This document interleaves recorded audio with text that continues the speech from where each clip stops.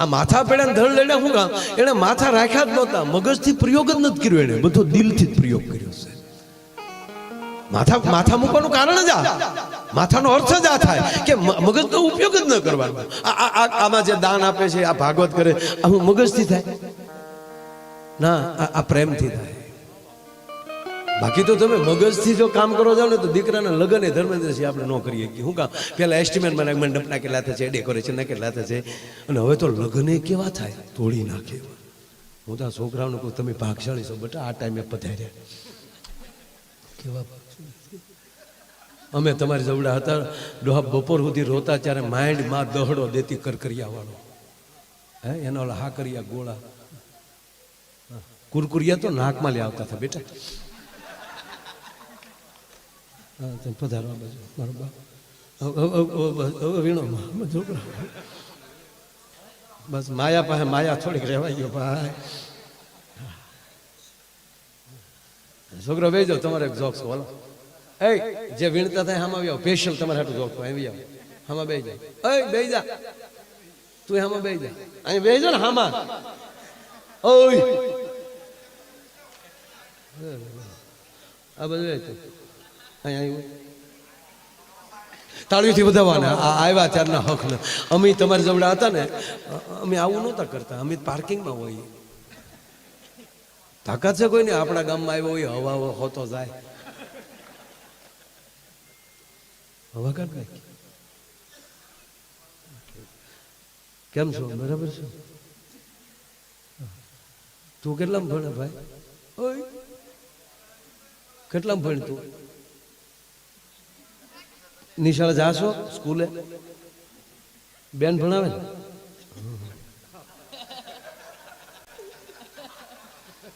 એનો વિવેક કહી દે કે બેન જ ભણાવે છે.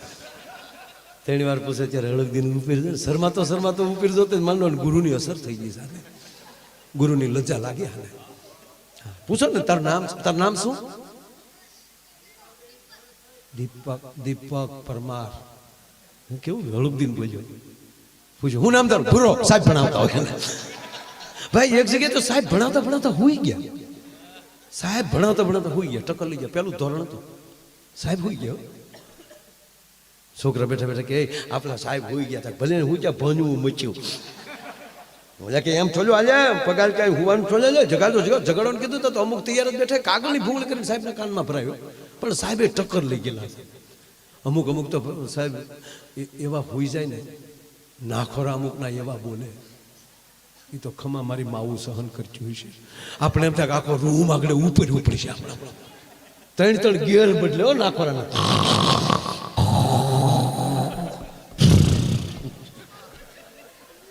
ત્રણ ગેર બદલતા.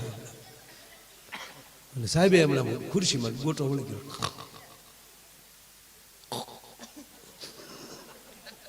અને છોકરા હળુક દે કાનમાં ઓલી ભૂંગ લઈ. સાહેબ અને ત્રીજે ઝટકે તો સાહેબે એવા ને છોકરાનો હાથ જ હાથમાં લઈને આમ હામાં લીધા. સાહેબ ની મજાક કરો છો? મજાક કાંઈ નતા કરતા. જગાડ ચાચા. કોને જગાડ? તમને. કોણ સુઈ ગયું? તમે સુઈ ગયા હતા? નહીં બેટા, નહીં ગમકાયા બોલતા હતા પછી કે નહીં ગગડાથી બોલતી હતી. ના બેટા, હું સુઈ નહોતો ગયો, હું યોગા કરતો હતો.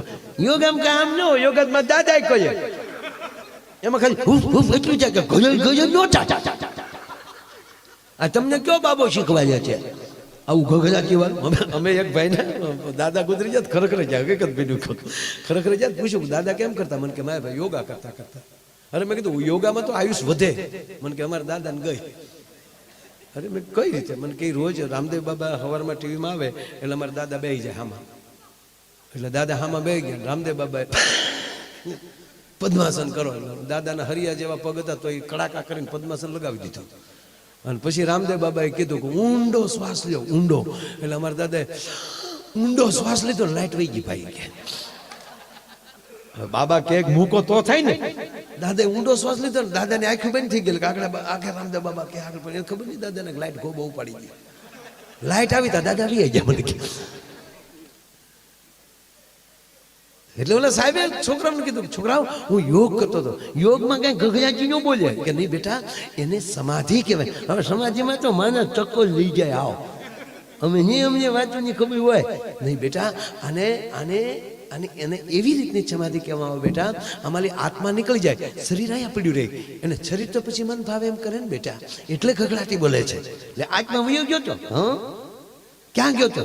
સાહેબ કે સ્વર્ગમાં. ત્યાં હું બાપાને જાય ગયો તો, નિહાળે જવાય, સોયોગમાં હું જાય કે બેટા તમારા માટે નવો અભ્યાસક્રમ લેવા ગયો હતો. ત્યાં તો છોકરા રાજી થઈ ગયા, ક્યાં વાત હે, આપણા સાહેબ યોગમાં સમાધિમાં વયા જાય, સમાધિમાંથી આત્મા સ્વર્ગમાં ન્યાલી અભ્યાસક્રમ લાવે છે, ક્યાં વાત હે. પણ એક છોકરો બેઠો હતો, શાબાશ સાહેબ શાબાશ. 15 દી પછી છોકરો હોઈ ગયો અને સાહેબે ઠપાટ મારી, ભણવા આવો કે હુવા? સાહેબ ઘા નહીં કરવાનો, ધ્યાન ધ્યાન સમાધિ. ગુરુને ચીલે નો ચાલીએ તો ચીજ ન કહેવાય. તું ક્યાં ગયો હતો? ગુરુને કે દે છરકમાં. સાહેબને શું આગળ પૂછું ને તાટીએ ચડી જાય. ત્યાં શું જોયું તે? સાહેબ અમને ખબર હવે પછી હું કામ જોઈ જા ચાચા, ત્યાં અભ્યાસ કદમ ન હોય. મેં જોયું ત્યાં એ ઇન્દ્રની સભા અને અપછરાવું જે નૃત્ય કરતી હતી, ધા ધઈ મેનકા લંબા. સાહેબ કે કરી આ તો સાહેબ ને ચૂક, આ તો મારી પેલા આગળ ત્યાં છોકરી ને કઈ નહીં, મને ઇન્દ્ર મહારાજ જોઈ ગયા, બોલાવ્યો અહીંયા. શું કામ આવ્યો? પૂછવા. હું અમારા સાહેબ આવે અહીંયા? હું કીધું ખોટો છે, અહીંયા કોઈ આવતો નથી. સાહેબે તે તો ભણાવવાનું બેન કરીને જિલ્લા ટ્રાન્સફર લઈ લીધો, અહીંયા નથી ભણાવે. કહેવાનો સુર છે સાહેબ કે જા કઈક બીજા માટે કઈક કરવાની જેનામાં તેવડ હોય. ભજન ક્યું અંદરથી ઈર્ષા વહી જાય ત્યારે માનજો તમને ભજન અડી ગયું છે. જીને દીઠે મુજા નેણા ઠરે, મારું જા પીડો દુકા. એક નાની વાત કહી, કારણ કે મેં વાતમાં હવા કલાક જીકી નાખી. ઘડિયાળને તો આમ ઊભી રાખી દઉં, ટક્કર લેવડાવી દઉં. ચાલુ ભાઈ, માછલીની આંખમાં ડૂબકી મારવાની તેવડ ધરાવું છું યાર. પણ એવો કોઈક સાંભળનારો મળી જાય ને ત્યારે એમ થાય કે આતરડા ભલે તૂટી જાય ને ફેફસા ભલે ફાટી જતા હોય, પણ વાત એ છે કે ઝીલનારો કોઈક જડી જાય. આજ ભલે આમ બેઠા છો એટલે એ ગાયને ખબર પડી જાય કોણ દોવા બેઠું. નાભીને ખબર પડે સાંભળનાર કોણ બેઠું છે.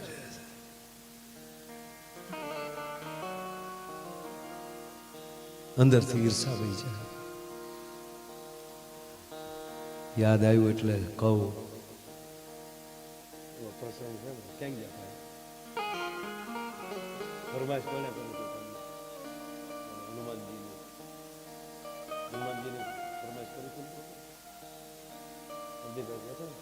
પ્રદીપભાઈ ફરમાઈશ લઈ લો. ઇન્દ્રની વાત આવી ને એટલે લઈ લો. સાહેબ બરોબર મહાભારતનું યુદ્ધ પૂરું થઈ ગયેલું, ના પછી મહાભારતમાં ગોતતા નહીં ક્યાંય.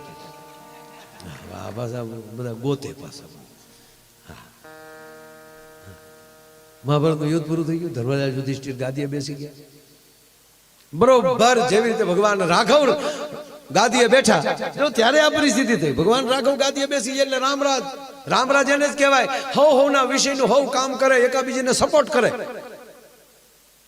નામમાં સરપંચ લાયક હોય ને છે સરપંચ થાય, હંધા ફોર્મ ન ભરે. ચૂંટણી આવે તો 21 જણાએ નવી સોવણી હીવડાવી હોય. સરપંચમાં 21 આમાં જે ઊભું એવું છે, વાડીએ ઉભો રહે રોજ ઉઠકાય. તો વાડીએ ઉભો રહીશ ને તોય રોજ નહીં આવે, ખબર પડી જાય કે મારો મોટો ભાઈ ઉભો છે. હા, જેનામાં કંઈક કરવાની તાકાત હોય એને આગળ કરો, સારી વ્યક્તિઓને આગળ લાવો. અમારે એ થવું છે. મને કોક કહેતું, મને કે તમે ફોર્મ ભરવાના. અરે મારા મિત્રો ફોર્મ ભરે છે, એ મારા મિત્રો સાહેબ 90 થી કામ કરું છું.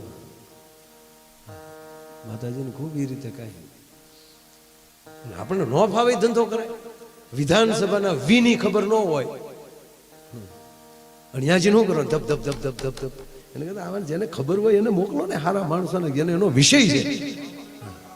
અમુકે તો 5 વર્ષ પૂરા કરી નાખે ને હજી એ ધારાસભ્ય અમુકને ખબર નહોતી હો પેલા ટીડીઓ મોટો કહેવાય કે તલાટી મોટો કહેવાય. મારા મેં જોયેલા છે આ તમને 25 વર્ષ પહેલાની વાત કરું, નામ સાથે કહું પણ નો નામ દઉં. મારા મને મળી જવું ક્યાંય ટીડીઓ આવતા કે આવ્યા ટીડીઓ, તલાટી મંત્રી આવતા તો ઊભો થઈ જાય, આવો મંત્રી સાહેબ આવો. એને એમ જ તે કે 2 જ મંત્રી હોય, એક અહીંયા ને એક ગાંધીનગર, એ બેયની પહોંચ સારી વસ્તુ છે, અધિકારીઓને માન આપે.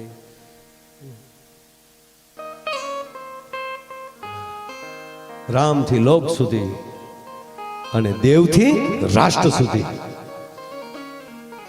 સૌકા સાથ સૌકા વિકાસમાં લે આ નવું સૂત્ર આવ્યું છે. હવે જોજો તો મોદી સાહેબ 18 વાર બોલ્યા કાંઈ આનું આ સૂત્ર, સાગરથી સરજુત સુધી એટલે ચક્ર ફરવાનું છે. હા એટલે અનુષ્ઠાન કરવા જ પડશે. શ્રાવણ મહિનામાં એકટાણા કરવા જ પડશે ફરજિયાત ભાઈ, નગર ભોળોનાથ કે રાજી ન થાય. એક ભાઈ મને કે તમે શ્રાવણ મહિનામાં જ તે ભોળાનાથ પછી નહીં, શ્રાવણ મહિનામાં વધારે હોય. વાવણી દી તમે બાજરો વાવી સારો ઉગે.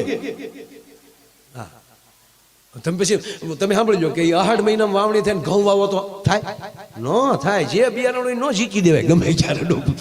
હા હકીકત છે, જે સમયે જે સારું લાગતું હોય લાગે. વરરાજો માંડવામાં ફેરા ફરતો હોય, સાફો હોય, લાઈટો લબુક ઝબુક થતી હોય, હાથમાં તલવારી હોય, બાયું ગીત ગાતી વીરો મારો જાગા માગે તો સારું લાગે. આડે જે હાથમાં તલવારી રોડે નીકળ્યો તો ગાંડો લાગે કોકને. આ જન્મતા બાળક સાંભળજો, જન્મતા રડે તો સારું લાગે ને, નકર હાસ્ય સારું છે. પણ જન્મતા વેદ છે તો છોકરો બાળક દાંત કાઢી દે, હું એનું ગામ મૂકીને વયું છે કે આ કોણ આવ્યો ભૂતના પેટનો એમ. અરે હમણાં મેં જોયું એક હોસ્પિટલમાં બાળક જન્મ તો જન્મતા વેદ ભાઈ સીધો પુષ્પાનો ડાયલોગ બોલ્યો. ધર્મેન્દ્રજી મારા પુષ્પાનો ડાયલોગ, આમ 3 જન્મ ઝુકેગા નહીં ચાલા. મમ્મી બેભાન થઈ ગયા અને નશું તો વંડીએ સડી ગયું કે આ જન્મતા જ બોલે નહીં, બોલ્યો તો પુષ્પાનો જ કેમ બોલ્યો ડાયલોગ. પછી ખબર પડી કે આ પેટમાં તો તે દિન મેં 45 વાર પુષ્પા જોયું હતું સાહેબ. એ તો સંસ્કાર અંદરથી આવે.